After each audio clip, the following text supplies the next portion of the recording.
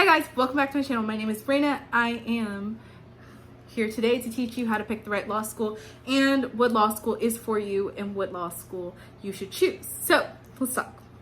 Let's get into this. First things first is your location. Make sure you understand that the location to where you are trying to go to school also varies on the place you're going to take the bar and also varies on the law firms you want to work for, or if you want to be a solo practice, it really just depends.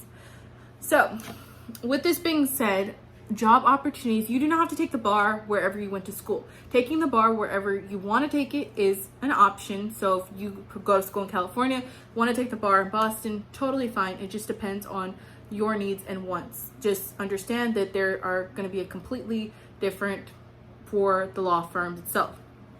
In my last video, I talked about different places that certain law was going to be placed at. So like IP would be more San Diego, corporate would be more Boston, influence or celebrity type of law would be more New York, stuff like that.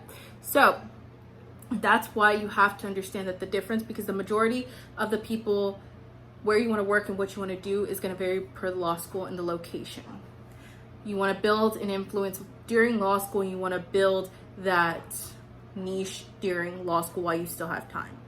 Specialized programs. Certain law schools will have certain programs. For me, Harvard had the program that I wanted to do. Certain law schools will not have the programs, will not have joint programs, will not have accelerated programs, and different things like that.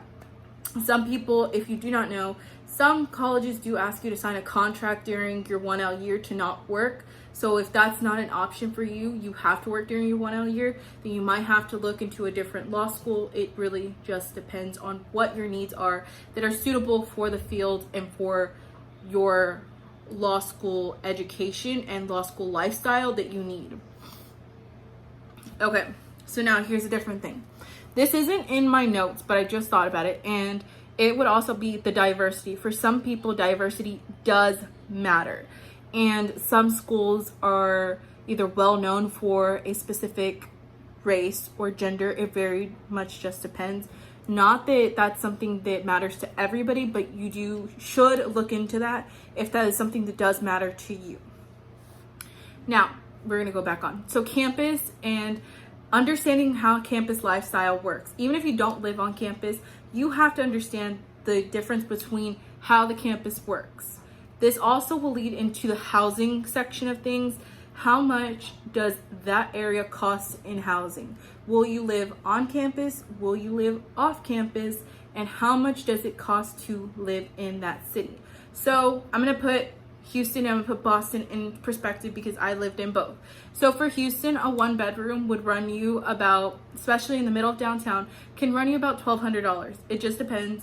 And a very nice, like, high-rise location. Here, a 1-bedroom in the middle of downtown will cost you about $2,400.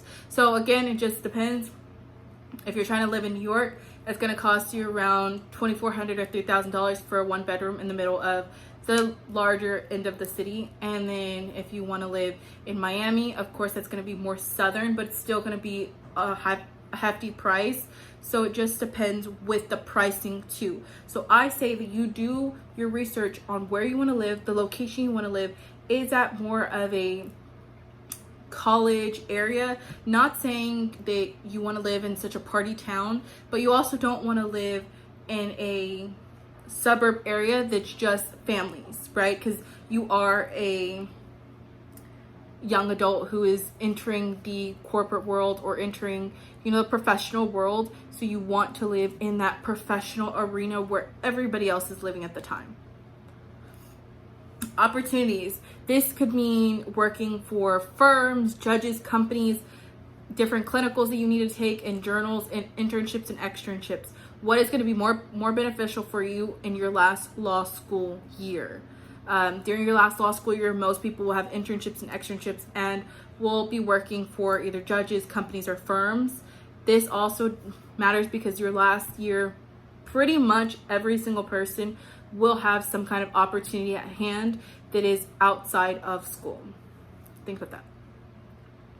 Now, here's what I talk about is the money. So a lot of people will have, if you go to a different school, different assistant plans will matter. Different assistant plans will be in completely public vectors and sectors of things. They will be all different. So if you go to a top 10 school, you know, what you will receive is not going to be the same as what you will receive as going to a public state school.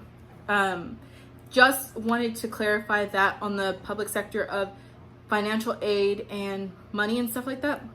Now, the last thing would be on tuition. Tuition, payments, things like that. Making sure that your school offers your financial assistance needs at the time too. This is definitely something that I totally forgot to add in here, but some schools, especially top 10 schools, will only allow you to either pay in full or they will allow you to pay with financial assistance. Most of them will not let you make school payments, so you do have to do your research on what school is willing to work with your financial needs. Now that I've gone through all of this, how do I still pick the right school? Like, I've done all this research, but how do I know which one is which? I have all the do's, the don'ts, the good, the bads, yes, the no's. What do I do? If you find that you are going head and head with one or the other, if you find that there's pros for this one, but there's cons for this one, but you've always wanted to go to this school so much, then that's when you need to start reevaluating a lot more of what specifically is pushing you and pulling you to the good, what is pushing you and pulling you to the bad. Is it just a name? Is it your career? Which one's going to make you more successful? Which one is going to help you in the end? Which one is going to give you better recommendations? Which one is going to allow you to fulfill every single need you have for school choices? Wow, that was a mouthful. But this is really just my observation of what I've experienced in law school and what all of my friends have experienced in law school and stuff like that. So if you do have any other questions on how to pick, if you are really debating between two separate ones and you need somebody to help you and push you in a direction, make sure you put your comments down below. You can also DM me on Instagram, stuff like that. I will be getting back to my DMs this week. So if you have DM me, I didn't forget about you. It's my DMs have been super backed up right now. And that is all I have for this video. But I will see you in my next video. Bye guys, I love you.